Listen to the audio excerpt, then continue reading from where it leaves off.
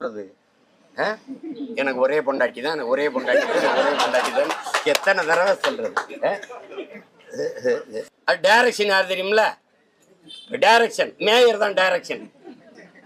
யார்கிட்டையும் அசிஸ்டன்ட் இருந்து கத்துக்கு வராதனால சரியா டைரக்ஷன் வரல. டைரக்ஷன் மேற்பார்வை இருக்கார் ஐயா சேகர் பாபு, அவருக்கு சுத்தமா தெரியல டைரக்ஷன். படம் ஃபிளாப் ஆயிடுச்சு. எப்படி? அந்த கூலிங்காலி இந்த கூலிங்காலி, ரெண்டு கூலிங் போச்சு. வேற ஏதாவது கேள்வி இருக்கா? மறுபடியும் திமுகவுக்கு எதிரான வாக்குகள் வந்து சிதறு. அதிமுக சிதறுன தேங்காய் அது உடைக்கிறீங்களா? அதிமுக நீங்க விஜய் தனியா நிக்க. திமுகவுக்கு அவ்வளவுதான கேள்வி? எழுதிட்டல இல்ல வேற ஏதாவது இருக்கா? சட்டமன்ற தேர்தலில் தனித்து போட்டி அறிவிச்சிருக்காங்க.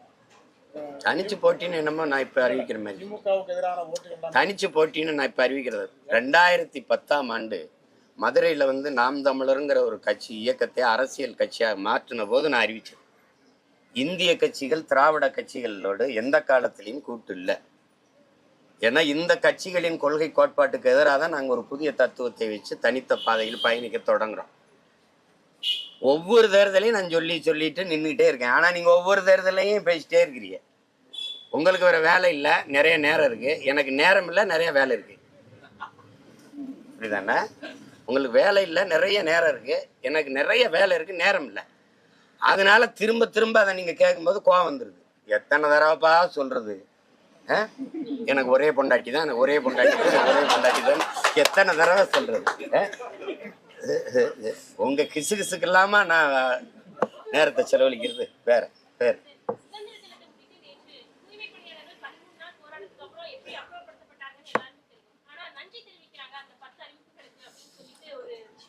தங்கச்சிக்கு நான் கேட்கிறேன், அவங்க உண்மையிலே துப்புரவு பணியாளர்களான்னு பாருங்க. துப்புரவு பணியாளர்களா? தன்மானமிக்க யாராவது ஒரு தொழிலாளி இவர்களோட போய் நிற்பானா? அறிவார்ந்த தமிழ் சமூகத்திட்ட கேட்கிறேன். முதலாளிகளுக்கு உழைக்கும் மக்களை நீ கூலியா அனுப்பிட்டு தாரை வார்த்து கொடுத்துட்ட அந்த அமைப்பை. அது அதிமுகவுக்கும் மாற்றுக் கொள்கை இல்லை, திமுகவுக்கும் மாற்றுக் கொள்கை இல்லை. அவங்க 11 மண்டலத்தை கொடுத்தாங்க ஏற்கனவே அவங்க ஆட்சியில். மீதி இருக்கிறத கொடுக்காங்க. ராம்கிங்கிற அந்த ஆந்திர மாநிலத்தினுடைய இந்த ஒய்எஸ்ஆர் காங்கிரசினுடைய பாராளுமன்ற உறுப்பினர், அவருக்கு தமிழ்நாட்டை சுத்தமாக வச்சுக்கணும்னு எதுவும் வெங்கடாசலபதி கோயிலில் வேண்டுதலா தங்கச்சி ஒன்றும் இல்லை. அந்த முதலாளிக்கு கீழே நாங்கள் வேலை செய்ய போகிறோம். அவர் தன் கை காசை போட்டு எங்களுக்கு சம்பளம் கொடுப்பாரா? அரசு கொடுக்குற காசுலேருந்து எங்களுக்கு கொடுப்பாரா? அரசு கொடுக்குற காசை வாங்கி எனக்கு சம்பளம் கொடுக்குற நடுவில் ஒரு ஏஜென்ட் இருக்கு, ஒரு முகவர் இருக்கு. நீ என்ன வேலை பார்க்குற? உனக்கு என்ன வேலை? அந்த வேலையை உன்னால் செய்ய முடியாதுன்னா மாநகராட்சி எதுக்கு? அதுக்கு தேர்தல் எதுக்கு? ஊரக உள்ளாட்சிக்கு அதுக்கு ஒரு மேயர்னு ஒரு பொறுப்பு எதுக்கு? அதுக்கு ஒவ்வொரு பகுதிக்கும் மாமன்ற உறுப்பினர் எதுக்கு? எதுக்கு? அந்த காசு தண்ட செலவு தானே. இதுக்கு செலவழிக்கிற காசை என் மக்களுக்கு சம்பளம் கொடுத்துடலாம். 30,000 பேர் வச்சுக்கிறோமா? ஒரு மாதம் 20,000 30,000 சம்பளம் கொடுத்துக்கிறோம், 70 கோடிக்குள்ள முடிச்சிடலாம். ஆனால் மாதத்துக்கு நீ 270 கோடி ஒதுக்குற. அதை வச்சு என்ன பண்ணுற? 5,000 கோடி வரி வருவாய் இருக்கு. அதில் அதை வச்சு என்ன பண்ணுற? மழை நீர் வழிந்து ஓடாது, கழிவு நீர் வெளியே வராது, எந்த சாலையும் சீரமைக்கப்படாது. இப்போ என்ன வேலை தான் மாநகராட்சி செய்யும்? இந்த வேலையை கொடுத்துட்டா சரி, நான் முதலாளிக்கு ராம்கிங்கிற நிறுவனத்துக்கு வேலை செய்ய போகிறேன். வேலை செய்ய போறவனுக்கு காலைச்சோறு நீ எப்படி போடுவ? யார் காசுல போடுற? காலைச்சோறு போடுறேன், மருத்துவ காப்பீடு 2 லட்சம் போடுறேன், செத்து போனா 10 லட்சம் கொடுக்குறேன். இது யார் காசுல கொடுப்ப? நான் வேலை செய்யறது முதலாளிக்கு, இவர் காலையில சோறு போடுவாராம். எங்களை சோத்துக்கு சத்தபய மக்களாவே இந்த கட்சிகள் வச்சிருக்கு பாருங்க. காலையில பள்ளிக்கூடத்துக்கு ஒரு முப்பாக்குன்னு சோறு போடுவேன் மாணவர்களுக்கு, உங்களுக்கு சோறு போடுவேன். ஏண்டா சோத்துக்கு சத்தபயல்களா எங்களை ஆக்கி வச்சிருக்கேன் நீ? எப்படி இருக்கு? காலையில வந்து நாங்கள் குப்பையிலி கூட்டுறதில்ல, இவர் சோறு போடுவார், எங்கேன்னு போய் நின்று சோறு சாப்பிட்டுக்கிட்டு இருக்கணும். இந்த காசு எந்த இதுல இருந்து கொடுப்ப? இவ்வளவு பணம் இவ்வளவு இருக்கிற நீ வந்து இந்த சலுகை அறிவிக்கிற நீ, அவன் கேட்கறத கொடுத்துட வேண்டியதானே. தனியார் மயப்படுத்தாத எங்களை நிரந்தர பணியாக்கி அரசு பணியாரா வச்சுக்கிறேன்னு சொல்றதுல என்ன உனக்கு சிரமம்? என்ன சிரமம்? இப்ப இந்த அறிவிப்பு இருக்குல்ல, எப்ப செயல்பட தொடங்கும்? இந்த காலை சோறு, இந்த செத்தா 10 லட்சம், யாராவது செத்து பார்க்கணும் 10 லட்சம் கொடுக்குறானா இல்லையானு, அப்படிதானே நீங்க எடுத்துக்கிறதே. இப்போ இப்படி பார்ப்போம். முதல்ல கொடுத்த தேர்தல் நீங்க உங்க வாக்குறுதி வந்தால் பணி நிரந்தரம்னது. அந்த வாக்குறுதியை 4.5 ஆண்டுகளா நீங்க நிறைவேற்றாததுனால இப்ப இந்த போராட்டம் தீவிரம் எடுக்குது. அப்ப 4.5 ஆண்டுகளுக்கு முன்னாடி கொடுத்த வாக்குறுதியை நிறைவேற்றாத நீங்கள் இப்ப கொடுத்துருக்க வாக்குறுதி எப்ப நிறைவேற்றுவீங்க? தங்கச்சி, ஒருத்தன் தனி முதலாளி சம்பாதிக்கிறதுக்கு கள்ளச்சாராயம் காய்ச்சிறான், ஒருத்தன் கொழுப்படுத்து குடிச்சு சாகுறான். பல காலமா சாராயம் காய்ச்சி வித்த முதலாளி அவன் சம்பாரிச்சிருக்கான் கோடி கோடியா, இவன் குடிச்சு செத்துருக்கான். மக்கள் காசுல எடுத்துக்கொண்டு நீங்க 10 லட்சம் கொடுக்குறீங்க. இதே தான் நீங்க இங்க ஒப்பிடணும். ஒரு முதலாளியின் லாப தேவைக்கு நான் போய் உழைக்கணும், அரசு அவனுக்கு காசை கொடுத்துரும், டெண்டர் கொடுத்துரும், ஒப்பந்தம் கொடுத்துரும். ஒரு மாசத்துக்கு 270 கோடினா 10 மாசத்துக்கு 2700 கோடி. அது அப்படியே இந்த துப்புரவு பணிக்கு செலவுன்னு வேணா, நவீன உபகரணங்கள், ஷூ சாக்ஸு, அது இது அப்படியெல்லாம் கொடுப்பான தங்கச்சி. ஒரு கக்குஸ் கழுவ 350 ரூபா செலவழிச்ச நாடா பார்த்துருக்கீங்களா? 350 ரூபா எப்படி எப்படி இருக்கு பாருங்க. ஒரு கிலோ குப்பைக்கு 12 ரூபா படுது. ஒரு கிலோ குப்பை அள்ளுறதுக்கு 12 ரூபா. குப்பையை கூட அள்ள முடியாது. அப்போ குப்பை எல்ல முடியாது, தோத்து போயிடுது. அந்த நிர்வாகத்தை நான் செய்ய முடியாது. கல்வியை கொடுக்க முடியாது, நான் செய்ய முடியாது, தனியார் தான். மருத்துவத்தை கொடுக்க முடியாது, அதை நான் செய்ய முடியாது, தனியார் தான் நல்லா செய்வான். போக்குவரத்தை நான் நடத்த முடியாது, அதை தனியார் தான் நல்லா செய்வான். மின் உற்பத்தி விநியோகத்தை நான் செய்ய முடியாது, அது தனியார் தான் நல்லா செய்வேன். நீ என்ன புடுங்குறன்னு, உனக்கு என்ன வேலைன்னு கேட்கு. அப்ப நீ கையால் ஆகாதவன், நீ தோற்று போனவன், தகுதியற்றவன். நாட்டின் பிள்ளைகளுக்கு தரமான கல்வியை கொடுக்கல. நீ 207 பள்ளிக்கூடத்தை மூடுற, அரசு பள்ளிக்கூடத்தை. கேட்டா பள்ளிக்கல்வித்துறை அமைச்சர் மாண்புமிகு தம்பி அன்பில் மகேஷ் என்ன சொல்றாரு? அன்பில் மகேஷ் பொய்யாமொழி என்ன சொல்றாரு? பிறப்பு விகிதம் குறைந்துச்சுங்கிறப்ப நீ 30 வருஷமா சாராய கடையை திறந்து வச்சு குடின்னா எங்கிட்டா பிறக்கும் புள்ள? பிறப்பு விகிதம் எப்படி கூடும்? சரி, அரசு பள்ளிக்கு வரும்போது பிறப்பு விகிதம் குறைஞ்சிருது, மாணவர்களின் எண்ணிக்கை, பிள்ளைகளின் பிறப்பு விகிதம் குறைஞ்சிருது. தனியார் பள்ளிகளுக்கு சாரையா பிள்ளைகள் படையெடுத்து தர்றாங்களே, அப்ப பிறப்பு விகிதம் கூடியிருந்தா? பதில் இருக்கா? அரசு பள்ளிக்கு வர பிறப்பு விகிதம் குறையுது, தனியார் பள்ளிக்கு போக பிறப்பு விகிதம் எப்படி கூடுது? எப்படி கூடுது? இதுக்கு பள்ளி கல்விக்கு ஒரு துறை, உயர்கல்விக்கு ஒரு துறை, கால்நடைக்கு ஒரு துறை, பால் வளத்துக்கு ஒரு துறை, எதை பற்றி இங்க வளப்படாம கமிஷன் வாங்குறதுக்கு ஒரு துறை. அதனால மொத்த துறையும் கமிஷன் துறைன்னு வச்சிருது நல்லது. எந்த கேள்விக்கு உன்ட்ட பதில் இருந்திருக்கு? நான் கேட்கறதுக்கு ஏதாவது பதில் இருக்குதா சொல்லுங்க. ஏன்னா படிக்க வரல பிள்ளைகள்னு பள்ளிக்கூடத்தை முடிய, குடிக்க வரல நீ ஏதாவது ஒரு டாஸ்மார்க்க முடியிருக்கா? நீ நாட்டை எதை நோக்கி நகர்த்திட்டு போற? நீ கேட்டா நல்லாச்சுங்கிற.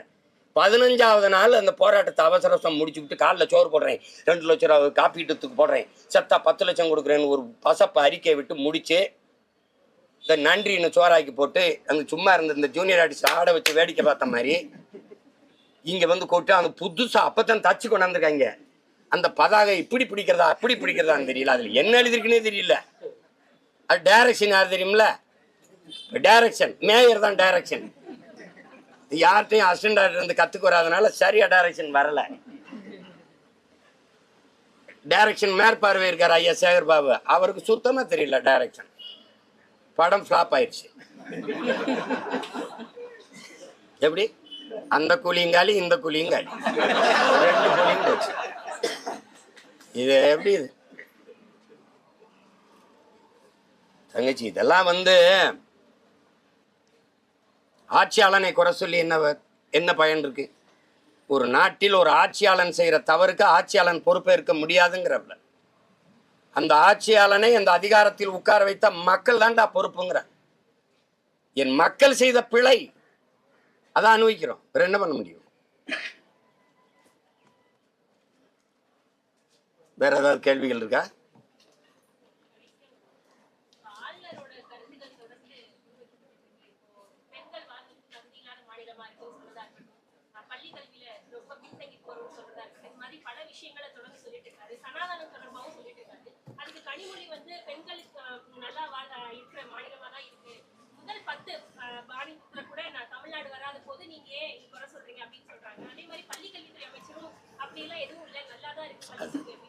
இல்ல அதிகாரத்தில் இருக்க 2 பேரும் அப்படி கிள்ளி விளையாடுறதானே தங்கச்சி.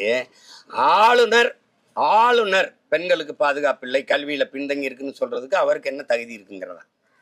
நீங்க ஆட்சி செய்யற பிஜேபி ஆட்சி செய்யற மாநிலங்களில் பெண்களுக்கு, மணிப்பூர்ல என்ன நடந்தது? நடுச்சாலையில நிர்வாணமா பெண்ணை நடக்க வச்சு வன்புணர்வு செஞ்சு தீ வச்சு கொளுத்தனோங்கி தானடா நீ என்ன வைத்திர நீ?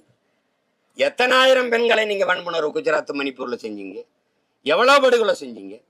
நீங்க ஆள்ற மாநிலங்கள்ல ஒரு தாழ்ந்த சாதிக்கார பையன் உயர்ந்த சாதி பெண்ணை காதல் கட்டி வச்சு அடிச்சு சித்திரவதை பண்ணி கொள்ற எத்தனை காட்சிகள். சூவை நக்குங்கிறது, சூளை தண்ணி ஊற்றி குடிங்கிறது, எவ்வளவு இழிவு பண்ணுவீங்க நீங்க.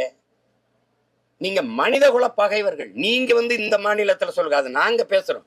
அதே மாதிரி அம்மையார் கனிமொழி அவர்கள் பாதுகாப்பு உங்களுக்கு நீங்க பாராளுமன்ற உறுப்பினராக இருக்கீங்க. காவல்துறை எப்படி துப்பாக்கியோட வருது? எங்க அக்கா தங்கச்சிக்கு இருக்கா? அதான் பேச்சு. மனநலம் பாதிக்கப்பட்ட பெண்ணை வன்புணர்வு செஞ்சு கொலை செஞ்சானா இல்லையா? எத்தனை பச்சிளம் குழந்தைகள் வன்புணர்வுக்கு ஆளாக்கப்படுறாங்க? எவ்வளவு பெண்கள், எத்தனை, அது குறிப்பா வட இந்தியர்கள் எவ்வளவு படுகொலைகளை வன்புணர்வு கொலைகளை செய்யறாங்க. ஒரு நாள் உங்களுக்கு காணொலி, உங்களுக்கு தங்கச்சி உங்க அளவில் பள்ளிக்கூடத்துக்கு போற பிள்ளைய ஒரு வட இந்தியன் தோல்ல தூக்கிட்டு போறான். இந்த நிலைமை வர்றதுக்கு முன்னாடி எச்சரிச்சுக்கிறதுன்னு நம்ம பிள்ளைங்க போடுறாங்க. அப்ப அந்த நிலைமையில நாடை வச்சுக்கிட்டு நல்லா தான் இருக்குன்னா எப்படி இவங்க உதாரணம் சொல்றது எப்படி தெரியுங்களா? அதை பார், அந்த நாட்டை பார், இந்த மாநிலத்தை பார். ஏய், ஓட்டு உனக்கு அவன் போடலடா, ஓட்டு நாங்க போட்டிருக்கோம். அதுதானே முக்கியம். இங்க அந்த மாநிலத்தை பாருங்கள், இந்த மாநிலத்தை பாருங்கள். இவங்க ஒருவே குறை சொல்லி விளையாடுவாங்க, கவனத்தை திருப்புறதுக்கு. அதுல நம்ம போய் ஆர்.என். ரவி சொல்றாரா, அதையும் ஏற்போம். இவங்க சொல்றாளா மற்ற மாநிலங்கள்லாம் சரியில்லைன்னு அதையும் ஏற்போம். இப்ப நாமெல்லாம் சேர்ந்து எல்லாத்தையும் ஒழிப்போம், இவங்களை ஒழிப்போம். அதுதான் நம்ம செய்யணும். வேற ஏதாவது கேள்வி இருக்கா?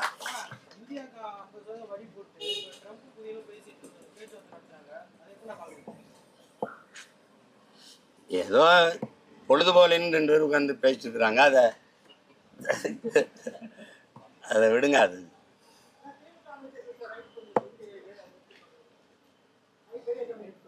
ஏற்கனவே போன ரைடு என்ன ஏதாவது சொல்லுங்க. ஏற்கனவே போன ரைடு என்னாச்சு சொல்லுங்க. டாஸ்மார்க்குக்காக வந்த ரைடு, இடி ரைடு. எங்கெங்க பிஜேபி போட்டிருக்கோ அங்கெங்க பணம் வாங்கியிருக்கா இல்லை? ஆதாரம் உங்களுக்கு அனுப்பிட்டா இல்லை? அனுப்பிட்டா? எங்கெங்கெல்லாம் நாடங்களும், தமிழ்நாடு மட்டும் இல்லை தம்பி, எங்கெங்க இடி ரைடு போயிருக்கோ அங்கெல்லாம் காசு வாங்கியிருக்கு. புரியுதா? அது இன்கம் டேக்ஸ்னா அது அவ்வளவு சரியா வசூல் வரல. அதனால அமலாக்கத்துறைன்னு ஒன்று கொண்டு வந்து, புரியுதா? அது நான் என்ன சார், அமலாக்கத்துறை இடி ரைடு தான் சிறப்பாக இருக்கும்னா இன்கம் டேக்ஸ் ரைடை கலைச்சி விட்டுடலாம்ல. அதை எடுத்துடலாம்ல. என்னையே தான் நல்லா விசாரிக்கணும், சிபிஐ எடுத்துடலாம்ல. எதுக்கு 2 தண்டை சம்பளம்? என்ன தம்பி, இவர் சுமாராக விளையாடுவார், அவர் தான் நல்லா விளையாடுவார்னா அவரே விளையாட்டுக்கு வச்சுட்டு இவர் எடுத்துடலாம்ல. எதுக்கு 2 பேருக்கு சம்பளம்? கேட்கறதுக்கு எல்லா தீர்ப்பையும் உச்ச நீதிமன்றம் தான் சிறப்பா சொல்லும்னா தம்பி, நாடங்கள் அதுக்கு கிளையை திறந்து விட்டு கீழமை உயர்நீதி, வாயா இங்க வாயா, எல்லாத்தையும் கலைச்சு விடியா, உச்ச நீதிமன்ற கிளையை எல்லாத்துக்கும் திறந்து விடியா, அவ்வளவுதானே. உயர் நீதிமன்ற கிளை மதுரையில் இருக்க மாதிரி தம்பி, உச்ச நீதிமன்றத்தின் கிளையை நாடங்களும் திறந்து விட்டுரு. என்ன தம்பி சிரிப்பா இருக்குல்ல? இந்த ரைடெல்லாம் சும்மா அப்படி ஒரு டைவர்ஷன், டேக் டைவர்ஷன். ரோட்டில் போனீங்கன்னா, சாலையில் போனீங்கன்னா டேக் டைவர்ஷன் அப்படின்னு எழுதின பதில அந்த டைவர்ஷன் தான் அது. வேற ஏதாவது கேள்வி இருக்கா? மறுபடியும் திமுகவுக்கு எதிரான வாக்குகள் சிதறுது. அதிமுக சிதறுதுன்னா தேங்காய் அது உடைக்கிறீங்களா? அதிமுக நீங்க விஜய் தனியா நிக்க, திமுகவுக்கு சாதகமாக இருக்குங்கிற கருத்து பரவலா இருக்கு. யாரு வாக்கையும் சிதைக்க ஓட்ட பிரிக்கிறார் அப்படின்னு சென்ட்ரிங் போடலையா? நீங்க ஓடு போட்டுருக்கீங்களா? ஓட்ட பிரிக்கிறார்.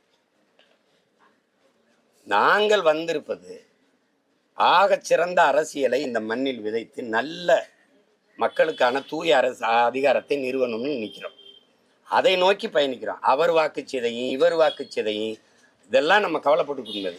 களத்தில் நிற்கிற ஒரு போர் வீரன் எதிரியின் பலகீனத்தை நம்பி களத்தில் சண்டை போட முடியாது. தன்னுடைய பலத்தை நம்பி தான் களத்தில் சண்டை செய்யணும். நாங்கள் எங்களுடைய பலத்தை நம்பி தான் களத்தில் நிற்கிறோமே ஒழிய, அந்த எதிரி பலகீனம் அடைவான், இவன் பலகீனம் அடைவான், அவன் சோர்ந்து உட்காரும் போது வெட்டணும், அதெல்லாம் எங்க கணக்கு இல்லை. புரியுதா? அதெல்லாம் நம்மதில்லை. நாங்கள் எதிரி தோற்கணும் என்பதை விட நாங்கள் வெல்லணுங்கிற வெறியா இருந்து வேலை செய்வோம். அதுதான் இங்க. அவ்வளவுதான கேள்வி? எழுதிட்டல இல்ல வேற ஏதாவது இருக்கா? ஏன் நீ ஏன்டா குறுக்கு குறுக்கு அவர் எது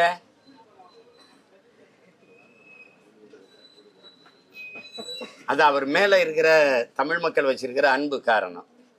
உங்களுக்கு புரியுதுன்னு நினைக்கிறேன். அந்த வயசுல அவ்வளவு வசூலை தொட்ட நடிகன் இந்தியாவில் இதுவரை இல்லை. புரியுதுன்னு நினைக்கிறேன். அவர் ஐயா ரஜினிகாந்த் மேல தமிழ் மக்கள் ஒரு பேரன்பு வச்சிருக்காங்கிறத காட்டுது.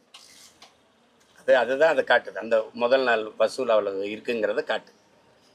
வேற அவ்வளோதானே. வணக்கம்.